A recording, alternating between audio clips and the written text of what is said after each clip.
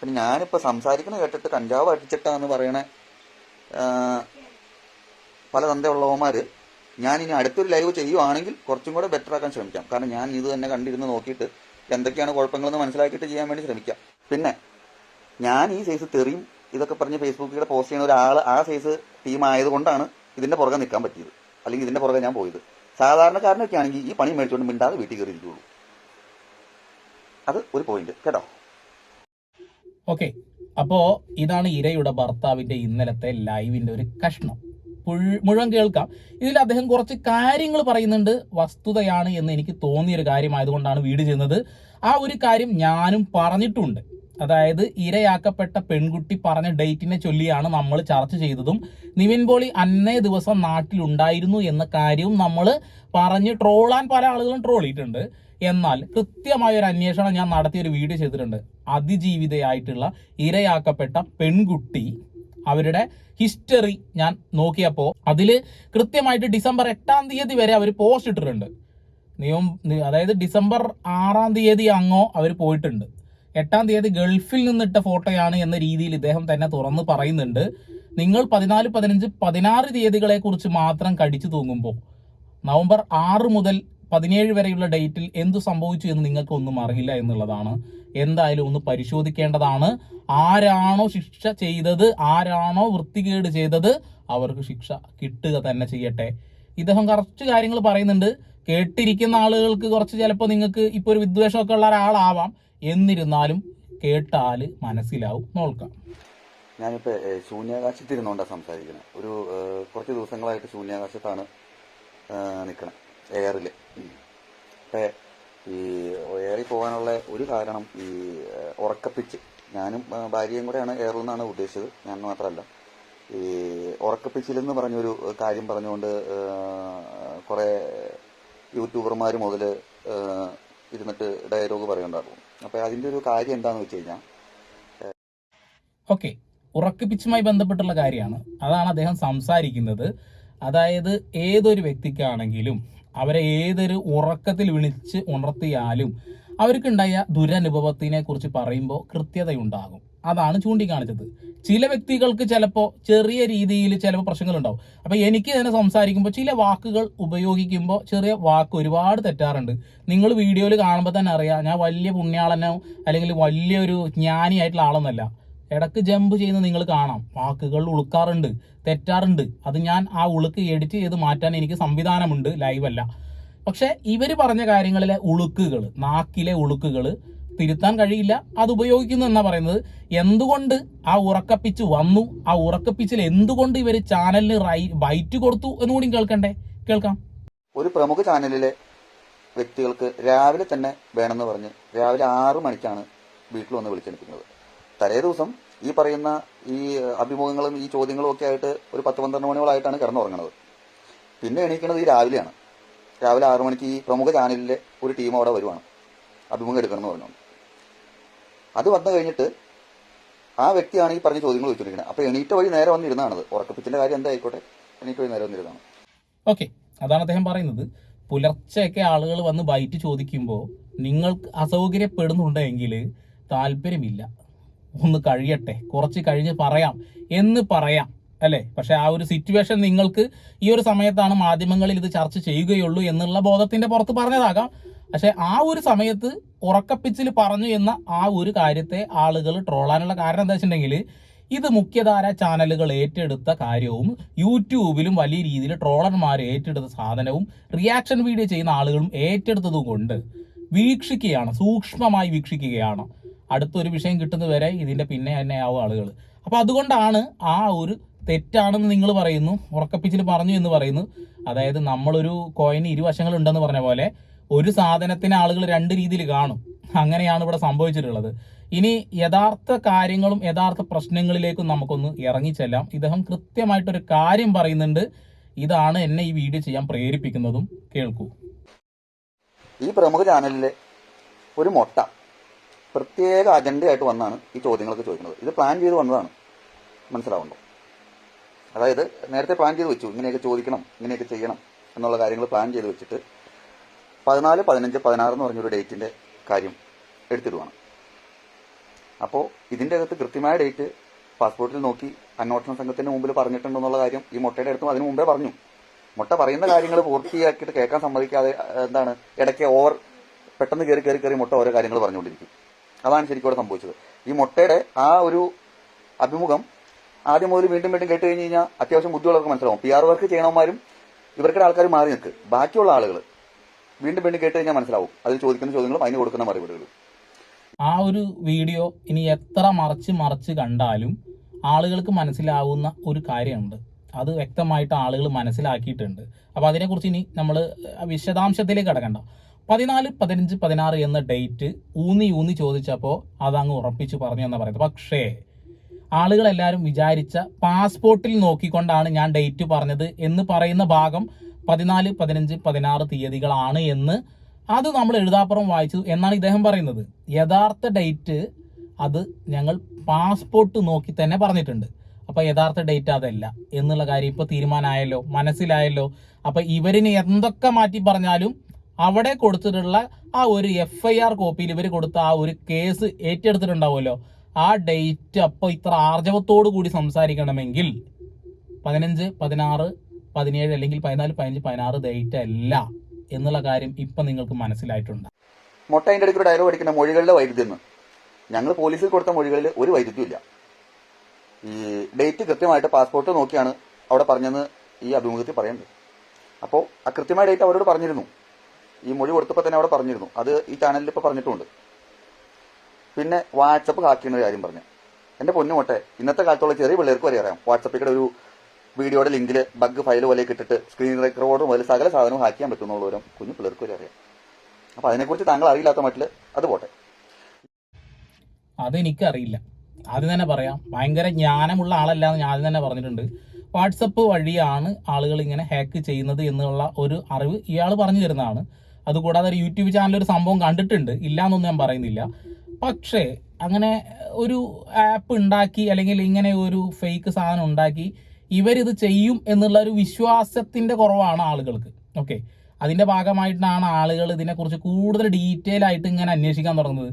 അതെന്താവും നിവിൻ പോളി ഈ ഒരു കേസിൽ പെടാനുള്ള കാരണം, അല്ല അദ്ദേഹത്തിൻ്റെ സ്വഭാവത്തിൽ ഇങ്ങനെ എന്തെങ്കിലും വ്യതിയാനങ്ങൾ ഉണ്ടോ എന്നൊക്കെ അന്വേഷിക്കുകയും അതിൽ ഓരോ നിഗമനങ്ങളിൽ ആളുകൾക്ക് എത്തും. ആളുകൾക്ക് അതിൻ്റെതായ സ്വാതന്ത്ര്യമൊക്കെ ഉണ്ട്. അതായത് നമുക്ക് ഒരു കേസ് കാര്യങ്ങൾ കാണുകയാണെന്നുണ്ടെങ്കിൽ നമുക്ക് നമ്മുടേതായ സ്വാതന്ത്ര്യം ഉണ്ടല്ലോ, നമ്മുടെ അഭിപ്രായങ്ങളൊക്കെ നമുക്ക് പറയുകയൊക്കെ ചെയ്യാം, അതിന് കുഴപ്പമൊന്നുമില്ല. ഇവിടെ ഇപ്പോൾ പ്രശ്നം 12 പേർക്കെതിരെയാണ്. ആ 12 പേരിൽ ആരൊക്കെയുണ്ട് എന്ന് വരും ദിവസങ്ങളിൽ കാണാം. അതെന്തോ ആവട്ടെ, അതിൽ കൃത്യമായി പറയുന്നത് സുപ്രീം കോടതി നിയമപ്രകാരം വിധി പ്രകാരം ഈ പറയുന്ന ഇരയുടെ ഫോട്ടോ കാണിക്കാൻ പാടില്ല, മുഖം കാണിക്കാൻ പാടില്ല, ബ്ലറാക്കിയിട്ടാണ് എല്ലാവരും കാണിക്കുന്നത്. അത് അങ്ങനെ തന്നെ ചെയ്യാൻ പാടുള്ളൂ. പേര് പറയാൻ പാടില്ല, ഒരാളും പേര് പറയുന്നത് ശരിയല്ല. ഞാൻ ആ പേരും പറയാറില്ല, ആ ഫോട്ടോയും കാണിക്കാറില്ല. അതറിയാം, നമുക്കറിയാം അതിനെക്കുറിച്ച് കാര്യങ്ങൾ. അതുകൊണ്ട് തന്നെയാണ് അങ്ങനെ പോകുന്നത്. പിന്നെ അവരിലേക്ക് ലീഡ് ചെയ്യുന്ന രീതിയിലുള്ള കാര്യങ്ങൾ പറഞ്ഞു എന്നുള്ളതാണ്. അത് ചെയ്തത് ഏറ്റവും കൂടുതൽ ആരാണ്? സ്വന്തം ഭർത്താവ് തന്നെയാണ് എന്നുള്ള കാര്യം ഞാൻ ആദ്യം തന്നെ ഓർമ്മിപ്പിക്കുകയാണ്. 14, 15 എന്ന ഡേറ്റ് മുൻകൂട്ടി പ്ലാൻ ചെയ്തിട്ട് വന്നൊരു പരിപാടിയാണ്. ആ ഡേറ്റ് തന്നെ എൻ്റെ ഭാര്യനെ കൊണ്ട് പറയിക്കുക, ആ ഡേറ്റിൽ ഒരു വ്യക്തി ഇവിടെ തന്നെ ഉണ്ടെന്ന് വരുത്തി തീർക്കുക. ഇങ്ങനെയൊക്കെയുള്ള പരിപാടി പ്ലാൻ ചെയ്തിട്ടാണ് ഈ മുട്ട വന്നിരുന്നിട്ട് ഈ കുനിഷ്ഠ ചോദ്യങ്ങളൊക്കെ അങ്ങോട്ടും ഇങ്ങോട്ടും തിരിച്ചും മറിച്ചിട്ട് പോലീസിന്റെ മൊഴിയെടുക്കൽ ഇതിലും വളരെ ഭേദമായിരുന്നു. മനസ്സിലാവുണ്ടോ? അവർക്കൊരു മര്യാദ ഉണ്ട് ചോദിക്കുന്നത്, ഇതുപോലെ ഒന്നുമല്ല ചോദിക്കുന്നത്. ഇതൊരുമാതിരി പ്രത്യേക എൻ്റെ വായിന്ന് വീണ വർത്താനം ഇങ്ങനെയല്ല സാധാരണ. അതിൻ്റെ പേരിൽ കുറേ കിടക്കുന്നുണ്ട്. അപ്പോൾ ഞാനിപ്പോൾ കുറച്ച് മാന്യമായിട്ട് സംസാരിക്കാം. അവസാനം ഈ കുറച്ച് ആൾക്കാർക്കൂടെ ഞാൻ പറയാം. അത് ലാസ്റ്റ് അത് അങ്ങോട്ടൊക്കെയുള്ള അതിന് മാത്രമുള്ളത് വന്നാൽ മതി, ബാക്കിയുള്ള ആൾക്കാർ ഇത് മാത്രം കേട്ടാൽ മതി. ഓക്കെ, മുട്ട എന്ന് പറഞ്ഞ് നിരന്തരമായിട്ട് അങ്ങനെ ബോഡി ഷേമിങ് ചെയ്യുകയാണ്. അതിനോട് നമുക്ക് യോജിപ്പൊന്നുമില്ല. എന്നിരുന്നാലും ഇയാളുടെ വൈകാരിക നിമിഷങ്ങളിലൂടെ കടന്നു പോകുമ്പോൾ അദ്ദേഹം പറയുന്നതാണ്. പക്ഷേ ഈ വീഡിയോയിൽ ഏറ്റവും കൂടുതൽ ഭയങ്കര മോശപ്പെട്ട രീതിയിൽ തെറികൾ അദ്ദേഹം ഉപയോഗിക്കുന്നുണ്ട്. ഒരു സോഷ്യൽ പ്ലാറ്റ്ഫോമിൽ ഇരുന്നൊരിക്കലും പറയാൻ പാടില്ലാത്ത തരത്തിലുള്ള തെറികൾ അയാൾ ഉപയോഗിക്കുന്നുണ്ട്. അത് അയാളുടെ ആറ്റിറ്റ്യൂഡാണെന്ന് നമുക്ക് വ്യക്തമായിട്ട് മനസ്സിലായിട്ടുണ്ട്. കാരണം ഇയാളുടെ പോസ്റ്റുകൾ ഞാനാണ് കുത്തിപ്പൊക്കിയത്, എന്നെക്കുറിച്ച് ഇതിൽ പറയുന്നുണ്ട്. പോസ്റ്റുകൾ കുത്തിപ്പൊക്കാനുള്ള പ്രധാനപ്പെട്ട കാരണം ആരാണ് ഈ ഒരു ഇര എന്ന് മനസ്സിലാക്കി തരാൻ ഇയാളാണ് കാരണമായത്. സോഷ്യൽ മീഡിയ തിരയുന്ന സമയത്ത് ഇയാളെ കാണുകയും അയാളുടെ പേജിൽ കയറി അയാളുടെ പോസ്റ്റുകൾ വായിക്കുമ്പോഴാണ് എനിക്ക് മനസ്സിലാവുന്നത് ഇത് ഇയാളാണോ എന്ന് മനസ്സിലാവുന്നത്. അതുകൊണ്ടാണ് സോഷ്യൽ മീഡിയയിൽ ഇയാളുടെ ആ ഒരു സ്വഭാവം മനസ്സിലാക്കാൻ നോക്കുന്നത്. ഒന്നാമത്തെ കാര്യം, ഹണി ട്രാപ്പിൻ്റെ ഒരു കാര്യം പറഞ്ഞുകൊണ്ട് കുറേ വീഡിയോസ് കാണുന്നു. അപ്പോൾ ഇതാരാണ് നോക്കണം. അത് നോക്കി.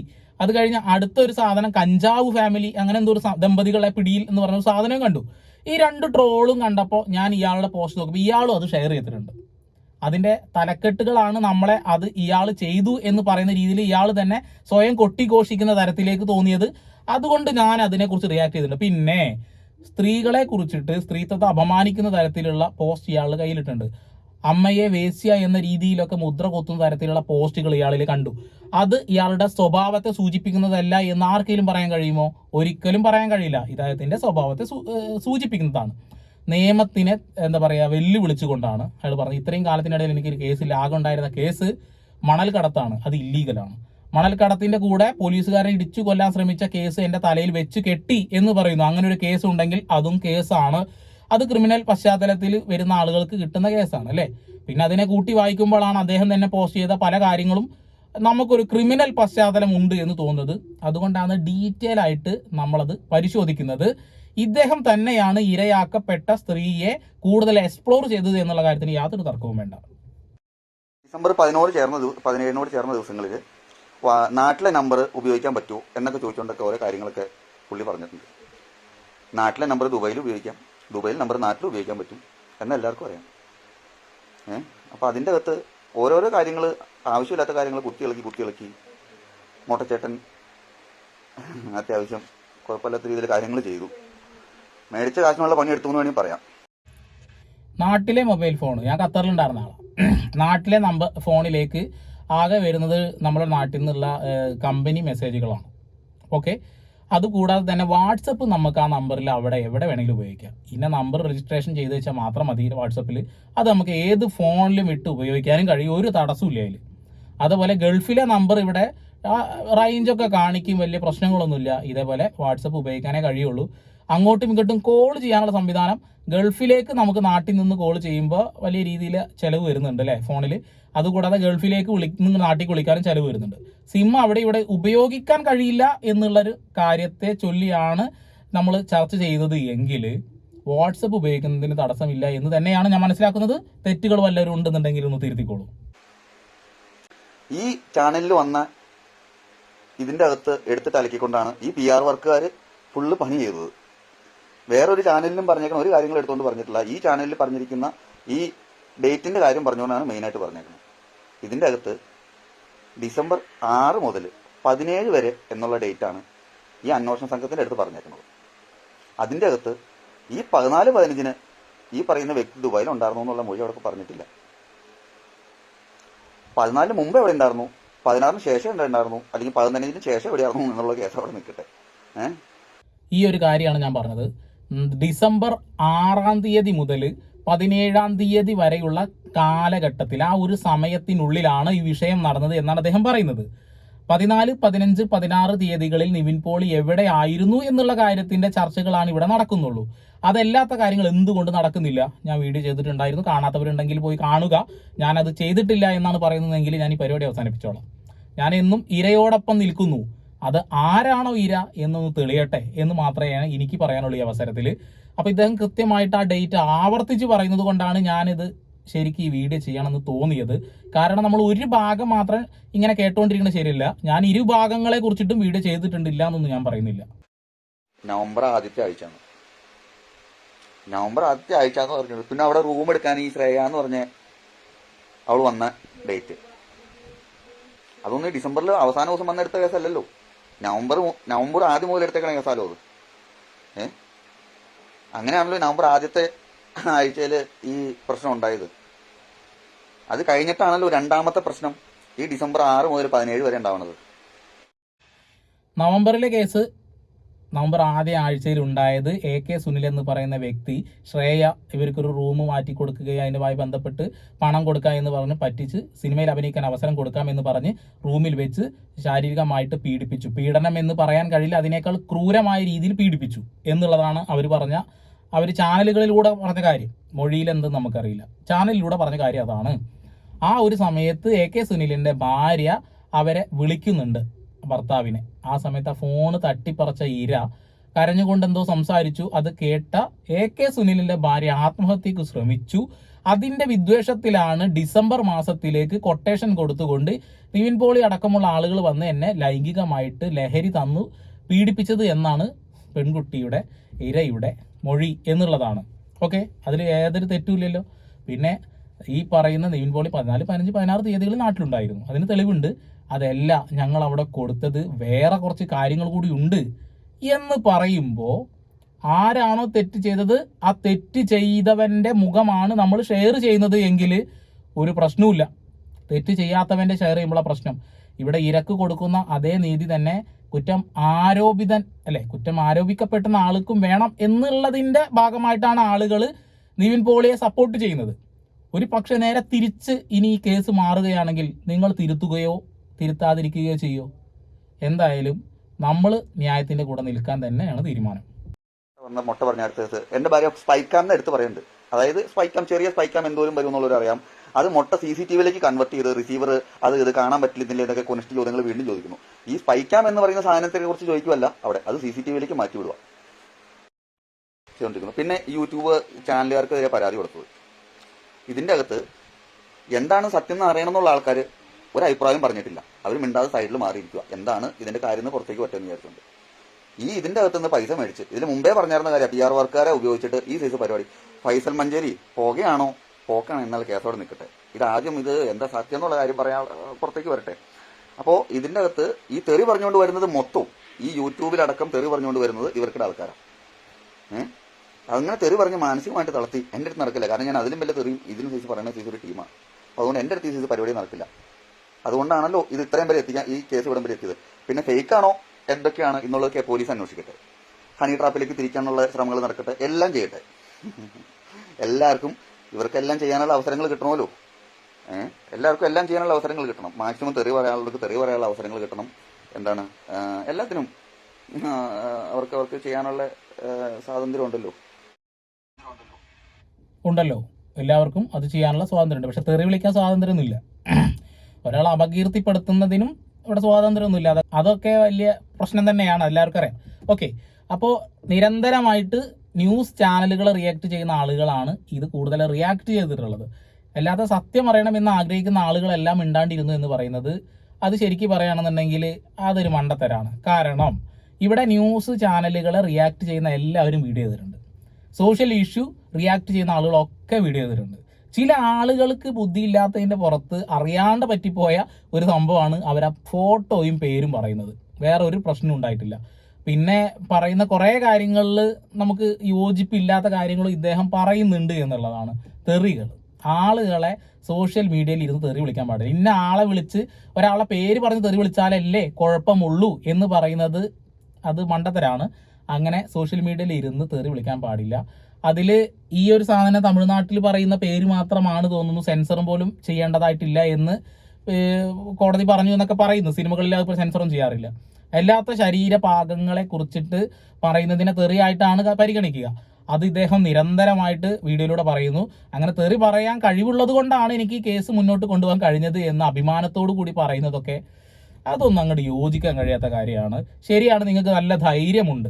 ആ ധൈര്യം കൊണ്ട് തന്നെയാണ് നിങ്ങൾ മുന്നോട്ട് പോയിട്ടുള്ളൂ. ആ ഒരു സംശയമില്ല. നിങ്ങൾ തളർച്ചയിലൊന്നും ഉണ്ടായിട്ടില്ല. തളർച്ച ഉണ്ടായി, അത് നിങ്ങൾക്ക് പേടിയായിരുന്നു തുടക്കത്തിൽ. നിവിൻ പോളിയെ പോലെയുള്ള ആളുകൾക്കെതിരെ, വലിയ ആളുകൾക്കെതിരെ കേസ് കൊടുത്താൽ നമ്മൾ നാറില്ലേ, പ്രശ്നമുണ്ടാകുമെന്ന് പറഞ്ഞ് ഭയപ്പെട്ട ഒരു സമയം ഉണ്ടായിരുന്നു. ആ ഭയപ്പാട് പിന്നീട് ധൈര്യമായി വന്നു എന്ന് പറയുന്ന കാര്യത്തിലൊക്കെ ഓക്കെ ശരിയാണ്. ആ ഒരു ധൈര്യമുള്ളത് കൊണ്ടാണ് കേസ് മുന്നോട്ട് വരുന്നത്. പക്ഷേ നിങ്ങളെ മനഃപൂർവ്വം ആര് തകർക്കാൻ ശ്രമിക്കുന്നു? PR വർക്ക് ചെയ്ത യൂട്യൂബർമാർ ചെയ്യുന്നു എന്ന് പറയുന്നു. ഞാൻ ആരുടെയും PR അല്ല. എൻ്റെ വീഡിയോ മുഴുവൻ ഇരുന്ന് കണ്ടാൽ നിങ്ങൾക്ക് കാണാൻ കഴിയും. ഒരിക്കലും ഞാൻ നല്ലത് ചെയ്യുന്ന ഒരാളെ കുറ്റം പറയാനോ അവരെ വലിച്ച് താഴെ ഇടാനോ ശ്രമിക്കാറില്ല. ഈ ഒരു വിഷയത്തിലും എൻ്റെ വീഡിയോസ് കേട്ടവർക്കും കണ്ടവർക്കും മനസ്സിലാവും, ആരെയും കരി വാരി തേക്കാൻ ശ്രമിച്ചിട്ടില്ല. ആരെങ്കിലും നുണ പറയുന്നുണ്ടെങ്കിൽ ആ നുണ പറയുന്ന ആളുകൾക്ക് എന്ത് കിട്ടണം? ശിക്ഷ കിട്ടണം. അത്രയും ഞാൻ പറഞ്ഞുള്ളൂ. തെറി പറഞ്ഞതിൽ സത്യമല്ലാത്ത വാക്കുകൾ പറഞ്ഞാൽ ആരും ബുദ്ധിമുട്ട് വിചാരിക്കണ്ട. അനുഭവിച്ചത് ഞാനാ. അപ്പം എൻ്റെ ബുദ്ധിമുട്ട് അങ്ങനെയൊക്കെ ഞാൻ തീർത്തുകൊണ്ടിരിക്കുന്നത്. അത് ഇപ്പോൾ കുറച്ച് ദിവസങ്ങളായിട്ട് യൂട്യൂബിൽ കൂടെയുള്ള വീഡിയോകളിൽ കൂടെ ആളുകൾക്ക് മനസ്സിലായി കാണുമല്ലോ ഞാൻ എങ്ങനെ എൻ്റെ കാമം അല്ലെങ്കിൽ എൻ്റെ ആ ഒരു പറയുന്ന ഒരു സാധനം കഴുത കാമം കരഞ്ഞു തീർക്കണ പോലെ ഈ മറ്റേ സാധനമൊക്കെ ബുദ്ധിമുട്ടൊക്കെ വിഷമം വരുമ്പോൾ ദേഷ്യം വരുമ്പോൾ പറഞ്ഞു തീർക്കുന്നത്. കഴുതയാണെന്ന് സ്വയം കണ്ട് പറഞ്ഞു. അത് നമ്മൾ ട്രോൾ ചെയ്യല്ല കേട്ടോ, സ്വന്തം ട്രോൾ ചെയ്ത് നമ്മളെ തലേക്ക് വരില്ലേ. അതായത് അദ്ദേഹം തന്നെ പറയുന്നു, അദ്ദേഹം തെറികളിലൂടെയാണ് അദ്ദേഹത്തിൻ്റെ ആ ഒരു ഫ്രസ്ട്രേഷൻ തീർക്കാറ്. തെറി പറഞ്ഞ് ആരെങ്കിലും നമ്മളെ എന്തെങ്കിലും പറഞ്ഞ തെറി പറഞ്ഞതാണ് തീർക്കും എന്നാണ് അദ്ദേഹം പറയുന്നത്. സോഷ്യൽ മീഡിയയിൽ കൃത്യമായിട്ട് അത് പറഞ്ഞിട്ടുണ്ട്, അത് കൃത്യമായി കുത്തിപ്പൊക്കിയിട്ടുണ്ട്. ഞാൻ അതിനെക്കുറിച്ച് എന്നെ ഈ വീഡിയോയിൽ അദ്ദേഹം ഉൾപ്പെടുത്തിയിട്ടുണ്ട്. അപ്പോൾ ഈ മൊട്ടച്ചേട്ടൻ അത് ടാർഗറ്റ് ചെയ്തുകൊണ്ടാണ്, അത് ടാർഗറ്റ് ചെയ്തുകൊണ്ട് വന്നതെന്നുള്ളതിന്റെ കാര്യങ്ങൾ ഈ കഴിഞ്ഞ കുറച്ച് ദിവസങ്ങളായിട്ട് സംഭവിച്ചുകൊണ്ടിരിക്കുന്ന കാര്യങ്ങളിൽ നിന്ന് മനസ്സിലാവുന്നുണ്ട്. അത് വലിയ ആളുകൾക്ക് മനസ്സിലായിക്കോളും. ഡേറ്റുകൾ വരുന്ന വ്യത്യാസങ്ങളും ഒരു സ്ഥലത്ത് പറഞ്ഞ ഡേറ്റ് വേറെ സ്ഥലത്ത് വരാതിരിക്കുന്ന ഡേറ്റും ഒക്കെ. എന്നാലും ഇതിനൊക്കെ തെളിവുകളുണ്ടല്ലോ. ഈ ഒരു സാധനം ഞാൻ പറഞ്ഞത്, തെളിവുകൾ ഉണ്ടല്ലോ എന്നുള്ള ആ ഒരു ആർജവം നിവിൻ പോൾ പറഞ്ഞതുപോലെ തന്നെ ഞാനിവരെ പരിചയമില്ല എന്ന് പറഞ്ഞ ആർജവം ഒക്കെ ഒന്നാണ്. ഇത് മലയാളി കൺഫ്യൂഷൻസ് ഉണ്ടാക്കും. അതുകൊണ്ടാണ് ആളുകൾ ഇതിനെക്കുറിച്ചിട്ട് വിശകലനം ചെയ്ത് വീഡിയോ ചെയ്യുമ്പോൾ ഇത്ര വ്യൂ വരുന്നത്. ആളുകൾക്ക് ആ ഡൗട്ട് ഉണ്ട്, ആ ഡൗട്ട് തീർക്കണം. അപ്പോൾ ഈ ഒരു കേസിൽ നിവിൻ പോളിയാണ് കുറ്റക്കാരനെങ്കിൽ 6-ാം പ്രതിയാണേ, 1-ാം പ്രതി, 2-ാം പ്രതി, 3-ാം പ്രതി, 4-ാം പ്രതി, 5-ാം പ്രതി അവരെക്കുറിച്ച് ഒന്നുമില്ലേ? നിവിൻ പോളി മാത്രമാണ് കുറ്റക്കാരനാവുന്നേ. അതാണ് ഇതിൽ ഏറ്റവും വിരോധാഭാസമായിട്ടുള്ളൊരു കാര്യം. നീയൊക്കെ ഇതിൻ്റെ അകത്തുള്ള എന്ത് സത്യം അറിഞ്ഞിട്ടാ നീയൊക്കെ ഇമാതിരി തെറിയും പറഞ്ഞ് ഈ പറഞ്ഞ പരിപാടി ചെയ്തുകൊണ്ടിരിക്കണേ? ഇതിൻ്റെ ഒരു സ്മൃതിയോ എന്നാണ്ട് പറഞ്ഞ ഒരു യൂട്യൂബ് ഒരു ചാനലുകാരി, അവളൊരു പെണ്ണല്ലേ? എൻ്റെ ഭാര്യയുടെ ഫോട്ടോ ഇട്ട് അവള് എന്തൊക്കെയായിരുന്നു അവള് കിടന്ന് പറയണേ? അവളൊരു പെണ്ണല്ലേ, അവൾക്ക് മാറിയിരിക്കാം. ഇത് എന്താണെന്ന് സത്യം പുറത്ത് വരട്ടെ. അത് കഴിഞ്ഞിട്ട് നിനക്ക് എന്ത് വേണമെന്ന് വെച്ചാൽ പറയാലോ. അപ്പൊ ഞങ്ങളാണ് തെറ്റുകാരെന്നുള്ളതാണ് തെളിയണമെങ്കിൽ നിനക്ക് എന്നാന്ന് വെച്ചാൽ പറയാം. അന്നേരം നിനക്ക് അതിന്റെ ആ മെണപ്പ് തീരുന്നത് വരെ നിനക്കത് പറയാനുള്ള സമയമുണ്ട്. അപ്പോൾ ഒരു പെണ്ണായ നീ എന്താണ് അത്തരത്തിലിരുന്നുകൊണ്ട് പറയേണ്ട ആവശ്യമില്ലായിരുന്നു. പിന്നെ നീന്ന് ഞാൻ വിളിക്കുന്നത് ഇങ്ങനെയല്ല വിളിക്കണ്ടേ. ഇത് ഇവിടെ ആയതുകൊണ്ടും പിന്നെ അതിന്റെ പേരിൽ ഇപ്പൊ എന്റെ പേരിൽ ഇനി ഒരു കേസ് വരണ്ടാന്നുള്ളത് കൊണ്ടും ഞാൻ നീ എന്നാ വിളിക്കണുള്ളൂ. പക്ഷേ ആ ഒരു ഡയലോഗ് അടിച്ചതിന് ശേഷം മൂപ്പര് ഡയലോഗ് പറയുന്നുണ്ട്, ഭർത്താവിനെ താ ഓളി എന്ന് പറയുന്നുണ്ട്. ഭർത്താവ് കല്യാണം കഴിച്ചിട്ടുണ്ടെങ്കിൽ, അതായത് അതൊരു തരത്തിൽ പറയുകയാണെന്നുണ്ടെങ്കിൽ ആ പെൺകുട്ടിയെ വീട്ടുകാരെ തെറി വിളിച്ചു എന്ന് പറഞ്ഞുകൊണ്ട് അവർക്ക് കേസ് കൊടുക്കാം. അതെന്തോട്ടെ. അപ്പോൾ പറഞ്ഞതെന്ന് വെച്ചാൽ ആ ഒരു സ്മൃതി എന്ന് പറയുന്ന യൂട്യൂബർ ശരിയാണ്, അവർ തമ്പനയിൽ ഫോട്ടോ കൃത്യമായി വിസിബിളായിട്ട് കാണുന്ന മനസ്സിലാവുന്ന രീതിയിൽ ഉൾപ്പെടുത്തിയിട്ടുണ്ട്. അതാണ് ഞാൻ എല്ലാ വീഡിയോയിലും പറയുന്നതും എല്ലാ വീഡിയോയിലും ഞാൻ അത് ആ ഒരു മാന്യത പാലിച്ചുകൊണ്ട് മുന്നോട്ട് പോയത്. ഇതൊരു ശരിയായ നടപടിയല്ല എന്നുള്ളത്. അപ്പോൾ എന്തുകൊണ്ടാണ് അവർ ആ ഒരു ഫോട്ടോ പിന്നീട് അവരിപ്പോൾ തമ്പനയിൽ റിമൂവ് ചെയ്തിട്ടുണ്ട്. അല്ലാത്ത പക്ഷം അത് തെറ്റായിരുന്നു എന്നുള്ളൊരു കാര്യം അവർക്ക് മനസ്സിലാവാൻ ഇങ്ങനെ ഒരു കേസ് വരേണ്ടി വന്നിട്ടുണ്ടാകാം. അതെനിക്ക് പറയാൻ പറ്റുള്ളൂ.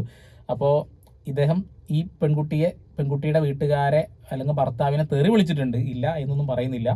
അതിൽ നിന്ന് ഊരാൻ വേണ്ടിയിട്ട് അദ്ദേഹം പറഞ്ഞതിന് ശേഷമാണ് പിന്നെ പറയാൻ എനിക്ക് കാണിക്കാം. ഞാൻ അതിലൊരു തെറി ഞാൻ കാണിച്ചിട്ടില്ല. എത്ര 30-35 മിനിറ്റ് വീഡിയോ ആണ്. ഞാൻ ആ വീഡിയോയിൽ എനിക്കത് ഫസ്റ്റ് സാധനം കേട്ടപ്പോൾ തന്നെ എനിക്ക് സ്ട്രൈക്ക് ആയതുകൊണ്ടാണ് എന്താ സംഭവം എന്ന് കേൾക്കാലോ.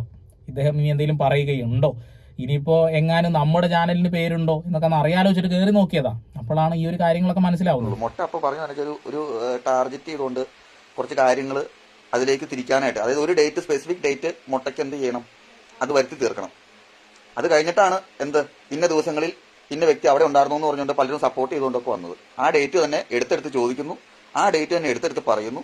അതിനുശേഷം ആ ഡേറ്റ് തന്നെ പറഞ്ഞുകൊണ്ട് കുറച്ച് വ്യക്തികൾ ഇവിടെ നാട്ടിലുണ്ടെന്ന് പറഞ്ഞുകൊണ്ട് വരുന്നു. അപ്പോഴും നാട്ടിൽ അതിന് മുമ്പ് എവിടെ, അതിന് ശേഷം എവിടെ എന്നൊന്നും ആരും പറയുന്നില്ല. അത് പറയാൻ ഇതുവരെ ആരും വന്നിട്ടില്ല. ഈ ദിവസങ്ങളിലെ ഈ മൊട്ട ടാർഗറ്റ് ചെയ്ത് പറഞ്ഞ 14-15 എന്ന് പറയുന്ന ദിവസങ്ങൾ മാത്രം ടാർഗറ്റ് ചെയ്താണ് ഈ പറയുന്ന സുഹൃത്തുക്കൾ വന്നേക്കുന്നത്. അതിന് മുമ്പത്തെ ഡേറ്റ് കൊണ്ട് സുഹൃത്തുക്കൾ എന്തുകൊണ്ട് വന്നില്ല? അതിന് ശേഷമുള്ള ഡേറ്റുകൾ സുഹൃത്തുക്കൾ എന്തുകൊണ്ട് വന്നില്ല? അതിന് മുമ്പ് ദിവസങ്ങളുണ്ടല്ലോ, അതിന് ശേഷം ദിവസങ്ങളുണ്ടല്ലോ, അതെന്തുകൊണ്ട് വന്നില്ല? 16-ന് വേറെ ഏതൊരു സുഹൃത്തുണ്ടെന്ന് പറഞ്ഞുകൊണ്ട് വന്നു. ആ സുഹൃത്ത് 16-നുള്ള തെളിവ് കൊണ്ടുവരട്ടെ. 16-ന് എവിടെ ഉണ്ടെന്നുള്ള കാര്യം നമുക്കറിയാം, അല്ലെങ്കിൽ 14-ന് മുമ്പ് എവിടെയായിരുന്നു എന്നുള്ള കാര്യം നമുക്കറിയാം. ഓക്കെ, ഈ ഒരു കാര്യമാണ് ഞാൻ ശരിക്കും പറയാൻ ആഗ്രഹിച്ചു വന്നത്. ഈ വീഡിയോ ഇതിൻ്റെ ഏറ്റവും അടിയിലാണ് കിടന്നത്, ഇപ്പോഴാണ് മനസ്സിലാവുന്നത്. അതായത് നിവിൻ പോളി എന്ന് പറയുന്ന മനുഷ്യൻ 16-ാം തീയതി നാട്ടിലുണ്ടായിരുന്നില്ല എന്ന് അടിയുറച്ച് പറയുകയാണ് അദ്ദേഹം എവിടെ ഉണ്ടായിരുന്നു, ഗൾഫിലായിരുന്നോ അല്ലെങ്കിൽ വേറെ എവിടെയായിരുന്നോ എന്ന് എനിക്കറിയാം എന്ന് പറയുന്നു. 14-ാം തീയതിക്ക് മുൻപ് 6-ാം തീയതിക്ക് ശേഷം അദ്ദേഹം എവിടെയായിരുന്നു എന്നുള്ള കാര്യം ഒരാളും പറയുന്നില്ലേ? എന്തുകൊണ്ട് പറയുന്നില്ല? അവരുടെ കയ്യിൽ ആകെ ഇദ്ദേഹം ഷൂട്ടിന് വന്ന ദിവസങ്ങളെ കുറിച്ചിട്ടേ പറയാൻ അറിയൂ.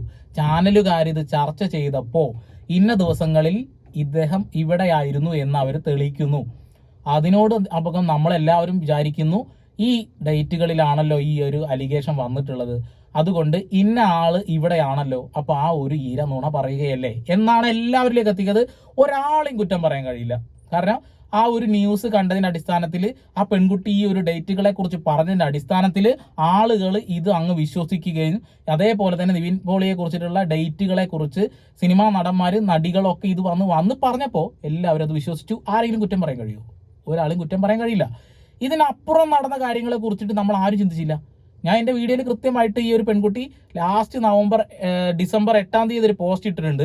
അതിനുശേഷം ജനുവരി 22-ഓ 24-ഓ ഒരു പോസ്റ്റ് ഇട്ടിട്ടുള്ളൂ എന്ന് ഞാൻ പറഞ്ഞിട്ടുണ്ട്, കൃത്യമായി പറഞ്ഞിട്ടുണ്ട്. നിങ്ങൾ ആ വീഡിയോ കണ്ടാൽ മനസ്സിലാവും. ബാക്കിയുള്ള ദിവസങ്ങൾ, അതിനിടയിൽ നടന്ന ദിവസങ്ങളിൽ ഈ 3 ദിവസം ഒഴിച്ചു നിർത്തിയാൽ ബാക്കി ദിവസങ്ങളിൽ എന്താണ് സംഭവിച്ചതെന്ന് ആർക്കും അറിയില്ല. അന്വേഷണം വരിക തന്നെയല്ലേ വേണ്ടത്. പാസ്പോർട്ട് സബ്മിറ്റ് ചെയ്ത് ഇത്ര ധൈര്യത്തോടു കൂടി ഇദ്ദേഹം പറയണമെങ്കിൽ അതിൽ എന്തെങ്കിലും കാര്യമുണ്ടാവും. കൂടാതെ തന്നെ ഈ ഡേറ്റിനെ കുറിച്ച് പിന്നീട് നിവിൻ പോളി എവിടെയൊന്നും പറഞ്ഞില്ല, ചിലപ്പോൾ ലോയർ പറഞ്ഞിട്ടാവും ഒന്നും പറയാത്തത്. 14, 15, 16 തീയതികളിൽ നിവിൻ പോളി ഇവിടെ ഉണ്ട് എന്നുള്ള തെളിവ് കിട്ടി. അതുകൊണ്ട് ഇനി ഒന്നും പറയേണ്ടതായിട്ടില്ല എന്ന് വിചാരിച്ച് മാറിയൊന്നും അറിയില്ല. പക്ഷെ അതിൻ്റെ മുന്നേയും പിന്നെയും എന്ത് സംഭവിച്ചു എന്ന് പറയേണ്ടത് നിവിൻ പോളിയാണ്. അദ്ദേഹം ഇനി കോടതിയും കാര്യങ്ങളൊക്കെ ആയിട്ട് പോവുള്ളൂ എന്ന് എനിക്ക് തോന്നുന്നത്. പിന്തുണ ലഭിക്കാൻ വേണ്ടിയിട്ട് ഞാൻ പുക വലിച്ചില്ല. ഞാനൊരു ഫോട്ടോയിൽ പുക ഇങ്ങനെ ഊതി വിട്ടോണ്ടില്ല കേട്ടോ. അത് ഈ കഞ്ചാവ് ദമ്പതികൾ പിടിയിൽ എന്ന് പറഞ്ഞുകൊണ്ട് ഞങ്ങൾ ആദ്യം ഊന്നൽ സ്റ്റേഷനിൽ ഒരു കേസ് കൊടുത്തതിന് ശേഷം ഇവർ ഒരു സ്ക്രീൻഷോട്ട് പോലെ ഒരു സാധനം എൻ്റെ സകല സുഹൃത്തുക്കൾക്കും സെൻഡ് ചെയ്ത് കൊടുത്തു. അപ്പോൾ എൻ്റെ ഒരു സുഹൃത്ത് വിളിച്ചിട്ടാണ് എനിക്ക് സെൻഡ് ചെയ്ത് തന്നത്, എടാ ഇങ്ങനത്തെ ഒരു സംഭവം വന്നിട്ടുള്ളതെന്ന് പറഞ്ഞു. അപ്പോൾ അതിൻ്റെ ഒരു കേസ് കൊടുത്തു കഴിഞ്ഞിട്ട് ഞാൻ തന്നെ അത് ഫേസ്ബുക്കിൽ പോസ്റ്റ് ചെയ്തു. ഏത് കഞ്ചാവ് ദമ്പതികൾ, പോലീസ് അന്വേഷിക്കുന്ന കഞ്ചാവ് ദമ്പതികൾ എന്നൊക്കെ പറഞ്ഞുകൊണ്ട് കുറച്ച് ഇത് പോസ്റ്റ് ചെയ്തു. അപ്പോൾ ഇങ്ങനത്തെ ഒരു സാധനം വന്നപ്പോൾ ആ സാധനം മേടിച്ചുകൊണ്ട് മിണ്ടാതിരിക്കാൻ എനിക്ക് പറ്റില്ല. അപ്പം ഞാൻ തന്നെ അത് പോസ്റ്റ് ചെയ്യുക ചെയ്തത്. അപ്പോൾ അതാണ് വീണ്ടും ചില യൂട്യൂബ് വോളികൾ തന്നെ പൊക്കിയെടുത്തുകൊണ്ട് കഞ്ചാവ് ദമ്പതികൾ പിടിയിലായിരുന്നു, മുമ്പ് ഒരു ഹണി ട്രാപ്പിന് പിടിയിലായിട്ടുണ്ട്, ഹണി ട്രാപ്പ് എന്നും പറഞ്ഞുകൊണ്ട് കുറച്ച് കാര്യങ്ങളൊക്കെ പറഞ്ഞുകൊണ്ട് വന്നേക്കണേ. എന്തെങ്കിലും ഒരു സാധനം പോസ്റ്റ് ചെയ്യുന്ന സമയത്ത് കൃത്യമായിട്ട് എന്താ സംഭവം എന്ന് പറയാം. അല്ലാത്ത പക്ഷം കഞ്ചാവ് ഞാൻ ഇനിയും വലിക്കുക, അല്ലെങ്കിൽ എനിക്ക് കഞ്ചാവ് വേണ്ടടോ മദ്യം മതിയടാ എന്ന് പറയുന്ന പോസ്റ്റ്, അതുപോലെ ഹണി ട്രാപ്പ് ദമ്പതികൾ പിടിയിൽ എന്ന് പറഞ്ഞ പോസ്റ്റ്, ഇതൊക്കെ സ്വയം പൊക്കി ഷെയർ ചെയ്യുന്ന സമയത്ത്, പോസ്റ്റ് ചെയ്യുന്ന സമയത്ത് ആളുകൾ ഇതിൻ്റെ എഴുതാപ്പുറം വായിക്കും. കാരണം കൃത്യമായിട്ട് ഒന്നും അറിയില്ല. ഇപ്പം ഇങ്ങനെ ഒരു അലിഗേഷൻ വന്നപ്പോൾ കൃത്യമായി കുത്തിപ്പൊന്താനുള്ള കാരണം എന്താ അറിയോ? അതിന് ഡീറ്റെയിലിംഗ് ഇല്ലാത്തതുകൊണ്ടാണ്. നമ്മളെ മനസ്സിലാണെല്ലാം എന്നിട്ട് ജസ്റ്റ് ഒരു പോസ്റ്റ് ഇട്ട് വെച്ച് കഴിഞ്ഞാൽ ആരെങ്കിലും ഇത് മനസ്സിലാക്കൂ? ഇല്ല. അപ്പോൾ ആ ഒരു കാര്യത്തിൽ എനിക്ക് റിയാക്ട് ചെയ്ത ആളുകൾ കുറ്റം പറയാൻ കഴിയില്ല കേട്ടോ. കാരണം നമ്മളെ ഫേസ്ബുക്ക് പോസ്റ്റിൻ്റെ അടിസ്ഥാനത്തിലാണ് പല ആളുകളും നമ്മളെ വിലയിരുത്താറ് അല്ലേ. പല കാര്യങ്ങളും അങ്ങനെ തന്നെയാണ്. അപ്പോൾ ഈ ഒരു കാര്യത്തിലും ആരെ എങ്ങനെ കുറ്റപ്പെടുത്താൻ കഴിയും? എനിക്കൊരു പിടിയും കിട്ടുന്നില്ല. കാരണം നിങ്ങളുടെ പോസ്റ്റിൽ അതൊന്നും വ്യക്തത ഇല്ല എന്നുള്ളത്, അവ്യക്തമായിട്ടാണ്. നിങ്ങൾ പറഞ്ഞ കാര്യങ്ങളൊന്നും അതിൽ കണ്ടിട്ടില്ല. നിങ്ങൾ ഇങ്ങനെ ഒരു കാര്യം ചെയ്തു എന്ന് തന്നെയാണ് ആളുകൾ അതോടുകൂടി വിശ്വസിക്കുക. അപ്പോൾ യൂട്യൂബ് വോളികളോടാണ് മെയിൻ എനിക്ക് പറയാനുള്ളത്. ഈ 14, 15 എന്ന് പറഞ്ഞ ഡേറ്റ് ടാർഗറ്റ് ചെയ്ത് പിടിക്കുന്നു. ആ ഡേറ്റിൽ തന്നെയുള്ള പറഞ്ഞ കാര്യങ്ങൾ തന്നെ വീണ്ടും എടുത്തുകൊണ്ട് വീഡിയോ ചെയ്യുന്നു. വളരെ പെർഫെക്റ്റ് ആയിട്ട് എല്ലാ കാര്യങ്ങളും യൂട്യൂബ് വോളികൾ ചെയ്തിട്ടുണ്ട്. മേടിച്ച കാശിനുള്ള പണി നല്ലോണം എടുത്തു. ഇത് ആദ്യമേ പറഞ്ഞായിരുന്നു ഈ ടീമുകളൊക്കെ എന്നാന്ന് PR വർക്കാർ വെച്ച് നാറ്റിക്കുമെന്ന് പറഞ്ഞിട്ടുണ്ട്. അപ്പോൾ ഈ നാറ്റിക്കലിൻ്റെ ഇത്രയുള്ള ഈ പറയുന്ന ഒരു ആക്ടർക്കെതിരെ വന്നു എന്ന് പറയുന്ന ഒരു കേസിൻ്റെ പേരിൽ ഇതിനു മുമ്പും പല ആളുകൾക്കും കേസുകൾ ഉണ്ടായിട്ടുണ്ട്. ഇത്തരത്തിലുള്ള ഉപദ്രവിച്ച കേസുകൾ പലതും മുമ്പ് വന്നിട്ടുണ്ട്. അവർക്കും ഭർത്താക്കന്മാരുണ്ട്, എല്ലാം ഉണ്ട്. ഈ പറയുന്ന വ്യക്തികൾക്ക് ആർക്കും ഈ യൂട്യൂബിൽ കൂടെ ഇതുപോലെയുള്ള ഒരു ആക്രമണം നേരിടേണ്ടി വന്നിട്ടില്ല. ഈ സോഷ്യൽ മീഡിയ പ്ലാറ്റ്ഫോമിൽ കൂടെ ഇതുപോലുള്ള ഒരു ആക്രമണം നേരിടേണ്ടി വന്നിട്ടില്ല. അതെന്തുകൊണ്ടാണെന്ന് എനിക്ക് ആലോചിച്ചിട്ട് മനസ്സിലാവുള്ള. ഞങ്ങൾക്ക് മാത്രം ഇങ്ങനെ വന്നത്. നിങ്ങൾക്ക് മാത്രം അത് വരാനുള്ള കാരണം അതൊക്കെ തന്നെ. അതായത് ഡേറ്റിൽ നിങ്ങൾ മാറ്റം വന്നു എന്നുള്ളൊരു സാധനം വെച്ച് ന്യൂസ് ചാനലുകൾ അത് പറയുമ്പോൾ ന്യൂസ് ചാനൽ റിയാക്ട് ചെയ്യുന്ന ആളുകൾ, ന്യൂസ് ചാനൽ റിയാക്ട് ചെയ്ത് ട്രോൾ ഇറക്കുന്ന ആളുകൾ അതൊക്കെ ഉപയോഗിച്ചു. അതിലിപ്പോൾ ഒന്നും പറയാൻ കഴിയില്ല. കാരണം അത് നിങ്ങൾ വായിൽ നിന്ന് വീണ സാധനം വെച്ചിട്ടാണല്ലോ ആളുകൾ ഉപയോഗിക്കുക. അപ്പം എൻ്റെ വായിൽ നിന്ന് കിട്ടുന്ന ചെറിയൊരു ഹിൻറ്റ് മാത്രം വെച്ചുകൊണ്ട് ആളുകൾ ട്രോളും. അതിനെക്കുറിച്ച് ഒന്നും പറയാൻ കഴിയില്ല. കാരണം സോഷ്യൽ മീഡിയയിൽ വരുന്നൊരു കാര്യമാണല്ലോ.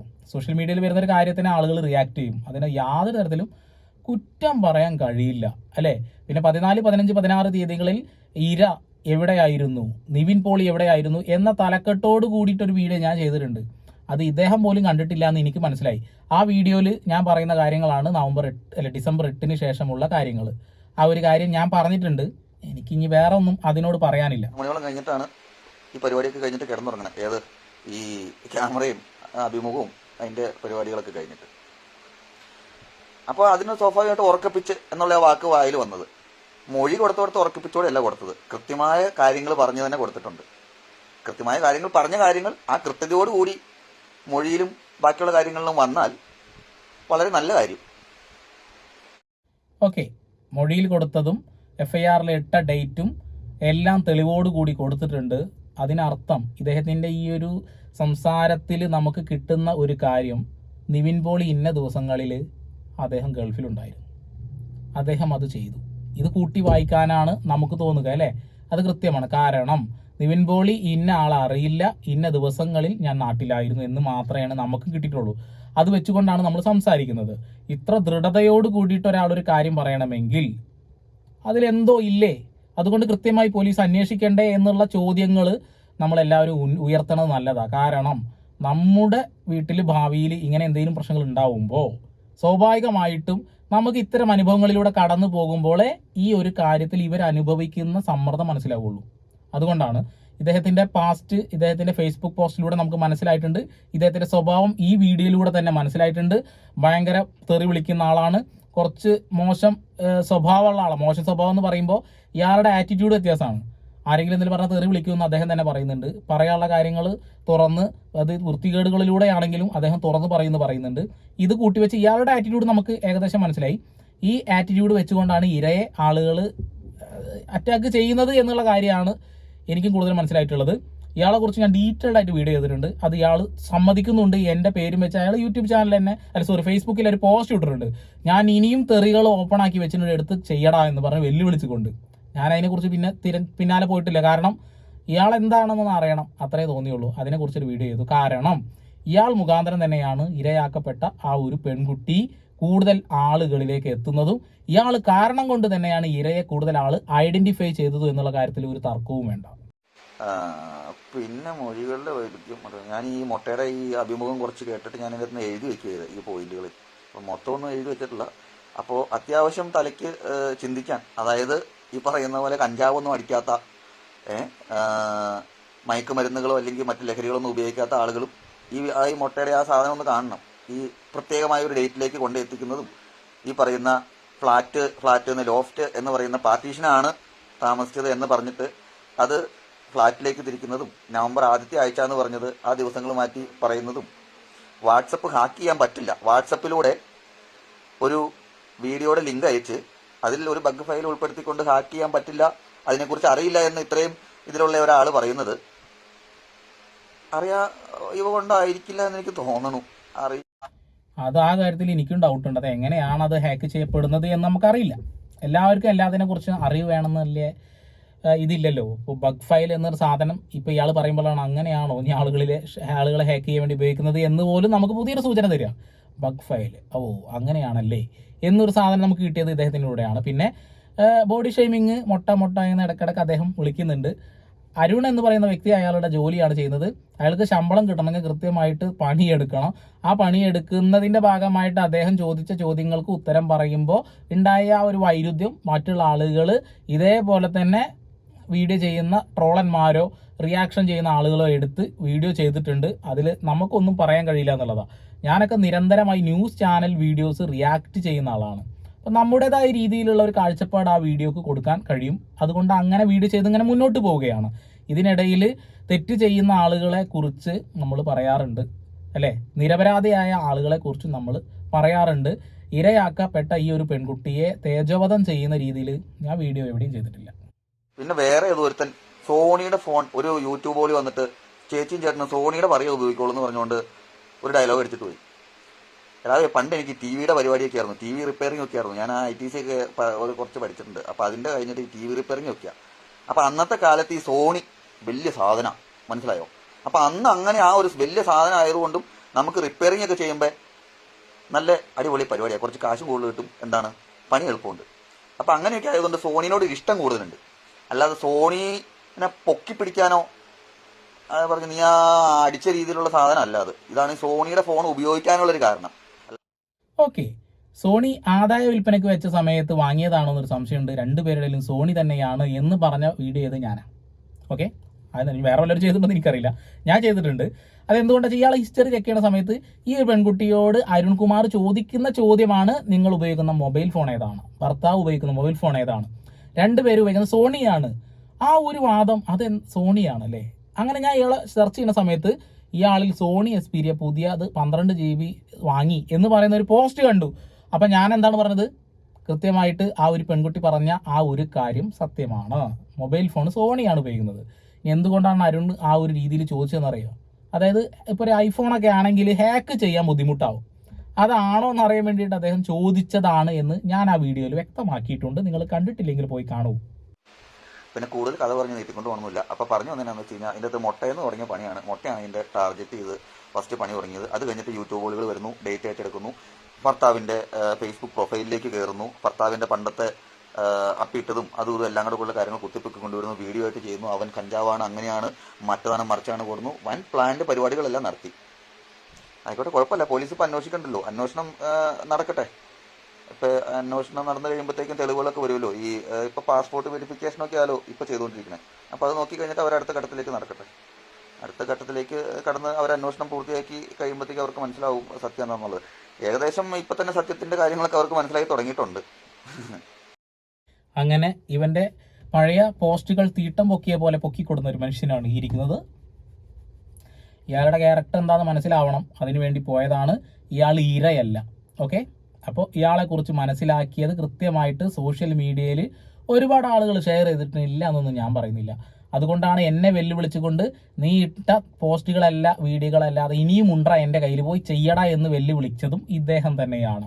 അതുകൊണ്ട് ഇപ്പോൾ കുറേ ആളുകൾ വീണ്ടും പോയി തിരഞ്ഞു നോക്കുമ്പോൾ ഇയാൾ അമ്മയെ വേശ്യ എന്ന രീതിയിൽ വിളിച്ചുകൊണ്ട് സ്ത്രീത്വത്തെ അപമാനിക്കുന്ന രീതിയിലുള്ള വേർഡ്സ് ടൈപ്പ് ചെയ്യുന്നതും, അതേപോലെ ഹണി ട്രാപ്പ് ഇവരെ ട്രാക്ക് ചെയ്തത്, ഇവരെ പറ്റിച്ചത്, ഇവരെ ചതിച്ചതാണ് എങ്കിൽ ആ ഒരു രീതിയിൽ അത് അവിടെ കാണിക്കണമായിരുന്നു. ഹണി ട്രാപ്പുകാരാണ് എന്ന് പറഞ്ഞ് തലക്കെട്ടോടുകൂടി അയാൾ തന്നെ അത് ഷെയർ ചെയ്യുന്നത് അത് സ്വയം മാറ്റിക്കുന്ന രീതിയിലാണ് എനിക്ക് തോന്നി. അത് കൂടാതെ കഞ്ചാവ് എന്ന സാധനം വെച്ചിട്ട് മദ്യപാനത്തിൻ്റെ ഒരു സാധനം വയ്ക്കുന്നുണ്ട്. കഞ്ചാവ് വേണ്ട, ഇത് മതി എന്ന് പറയുന്നു. അതോടുകൂടി അവർ കഞ്ചാവ് വലിക്കുന്ന ഒരു സ്വഭാവമുണ്ട് എന്ന് ആളുകൾ സ്ഥിരീകരിക്കുന്നു. അതുകൂടാതെ വീണ്ടും ഇത് കഞ്ചാവ് ദമ്പതികൾ പിടിയിൽ എന്ന് പറഞ്ഞൊരു പോസ്റ്റും കൂടി ഇട്ട് വലിക്കുന്ന ഒരു ഫോട്ടോ കൂടി ഇടുമ്പോൾ നിങ്ങളെക്കുറിച്ച് ഒന്നും അറിയാത്ത പുതുതായി നിങ്ങളുടെ ഫോട്ടോ കാണുന്ന ആളുകൾ അവരുടെ മനസ്സിൽ പതിയുന്ന ഒരു ദൃശ്യമുണ്ട്. നിങ്ങൾ അതാണ്. കമൻറ്റ് ബോക്സുകളിൽ ആളുകൾ ഈ കമൻറ്റ് ഇടുമ്പോൾ നിങ്ങൾ അവരോട് കുറ്റം പറയാൻ പറ്റില്ല. കാരണം നിങ്ങളത് പ്രൂവ് ചെയ്യുന്ന രീതിയിൽ, നിങ്ങൾ അതാണെന്ന് പറയുന്ന രീതിയിൽ പോസ്റ്റുകൾ ഇട്ട് ഇപ്പോൾ ലൈവിൽ എന്ന് പറയുമ്പോൾ ഞാനത് കണ്ടിട്ട് പോലുമില്ല എന്ന് പറയുമ്പോൾ സ്വാഭാവികമായിട്ടും ഇതൊരു സിനിമ കാണുകയില്ല. സിനിമയിലൂടെ ക്യാരക്ടർ ഒരു സംഭവം കാണിച്ചു കഴിഞ്ഞാൽ നമ്മളത് കണ്ടതിന് ശേഷം അത് സിനിമയാണ് എന്ന് ചിന്തിക്കുന്ന പോലെയല്ല. ഇത് നിങ്ങളിടുന്ന പോസ്റ്റ്, അത് നിങ്ങളുടെ ഫേസ്ബുക്ക് മുഖബുക്കാണ്, മുഖപുസ്തകമാണ്. നമ്മളുടെ കാര്യങ്ങൾ പോസ്റ്റ് ചെയ്യുന്നൊരു സാധനമാണ്. അതിൽ ഈ പേഴ്സണലായിട്ടുള്ള അക്കൗണ്ടുകളിലൊക്കെ ഇഷ്ടം പോലെ അങ്ങനത്തെ സാധനങ്ങൾ ഇഷ്ടം പോലെ ആളുകൾ ഷെയർ ചെയ്യാറുണ്ട്. അപ്പോൾ അതൊക്കെ വെച്ചുകൊണ്ട് ആളുകൾ കൂട്ടി വായിക്കുന്നു എന്നുള്ളതാണ്. അപ്പോൾ ഈ ഒരു വിഷയത്തിൽ എനിക്ക് പറയാൻ ഒന്നേ ഉള്ളൂ, തെറ്റ് ചെയ്തത് ആരാണെങ്കിലും ശിക്ഷിക്കപ്പെടുക തന്നെ വേണം. ഇരയാക്കപ്പെട്ടിട്ടുള്ള ഈ ഒരു പെൺകുട്ടി അവരെ ശരിക്കും അവർ പീഡിപ്പിച്ചിട്ടു അവരെ ചൂഷണം ചെയ്തിട്ടും ഉണ്ടെങ്കിൽ ശിക്ഷ കിട്ടുക തന്നെ വേണം. നിവിൻ പോളി 6ാം പ്രതിയാണ് എന്ന് വീഡിയോ അവസാനിപ്പിക്കും. ഞാൻ വീണ്ടും ഉറപ്പിച്ച് പറയാണ്, അവർ പറഞ്ഞ മൊഴി പ്രകാരം 6ാം പ്രതിയാണ്. ബാക്കിയുള്ള പ്രതികളെക്കുറിച്ച് AK സുനിലിനെ കുറിച്ച് ഇഷ്ടം പോലെ അവർ പറയുന്നുണ്ട്. ആരും ചാനലിൽ ചർച്ച ചെയ്യുന്നില്ല. ബാക്കിയുള്ള ആളുകളെക്കുറിച്ച് ഒരു വിവരവുമില്ല. അതെന്തുകൊണ്ടാണ് എന്നുള്ള ഒരു ചോദ്യം ഞാൻ ചോദിക്കുന്നു. അത് ഇനിയും ചർച്ച ചെയ്യുമോ എന്ന് എനിക്കറിയില്ല. കാരണം ഇയാൾ പറഞ്ഞതുപോലെ ഞാൻ PR വർക്കല്ല, എനിക്ക് PR വർക്കിൻ്റെ ആവശ്യമില്ല. കാരണം ഞാൻ നിവിൻ പോളി എന്ന് പറയുന്ന മനുഷ്യൻ്റെ സിനിമകളെല്ലാം ഇഷ്ടപ്പെടുന്ന ഒരു മനുഷ്യനല്ല. ഞാൻ അയാളുടെ ഒരു ഫാൻ ബോയ് അല്ല. സിനിമകൾ തിയേറ്ററിൽ വരുമ്പോൾ നല്ല സിനിമകൾക്ക് നല്ലത് എന്നും മോശം സിനിമകൾ മോശം എന്ന് സ്വാതന്ത്ര്യത്തോട് കൂടിയിട്ട് ഞാൻ അഭിപ്രായം പറയുന്ന ഒരു സാധാരണക്കാരനാണ്. എൻ്റെ മുന്നിൽ കാണുന്ന ഒരു വിഷയത്തെ എൻ്റെതായ രീതിയിൽ എൻ്റെതായ വീക്ഷണത്തിലൂടെ ഞാൻ തന്നെ അത് ഇൻവെസ്റ്റിഗേഷൻ ചെയ്തിട്ട് ഓരോ വീഡിയോസൊക്കെ ചെയ്യാറുണ്ട്. എൻ്റെ സ്വാതന്ത്ര്യത്തിൻ്റെ അകത്ത് നിന്നുകൊണ്ടാണ് ഞാൻ ചെയ്യുന്നത് എന്നുള്ള നല്ല ഉത്തമ ബോധ്യം എനിക്കുണ്ട്. ഇരയാക്കപ്പെട്ട ഒരു പെൺകുട്ടിയുടെയും ഫോട്ടോ ആ ഒരു FIR ഇട്ടതിന് ശേഷം, കേസായതിന് ശേഷം ആരുടെ ഫോട്ടോയും ഞാൻ എവിടെയും ഇട്ടിട്ടില്ല. ഒരാളുടെ പേരും പിന്നീട് ഞാൻ പറഞ്ഞിട്ടുമില്ല. അപ്പോൾ എനിക്കിത്ര പറയാനുള്ളൂ. ഈ ഒരു വിഷയത്തിൽ സത്യമേവ ജയതേ എന്ന വാക്ക് ഉപയോഗിക്കുകയാണ്. സത്യം വിജയിക്കട്ടെ. ചാനൽ ഇഷ്ടപ്പെടുന്നുണ്ടെങ്കിൽ സബ്സ്ക്രൈബ് ചെയ്യുക, ബെല്ലൈക്കൺ എനേബിൾ ചെയ്യുക. നമ്മൾ വീണ്ടും പുതിയ വാർത്താവിശേഷങ്ങളുമായി വരും. അതുവരെ സന്ദീപ് എടപ്പാൾ സൈനിങ് ഓഫ്.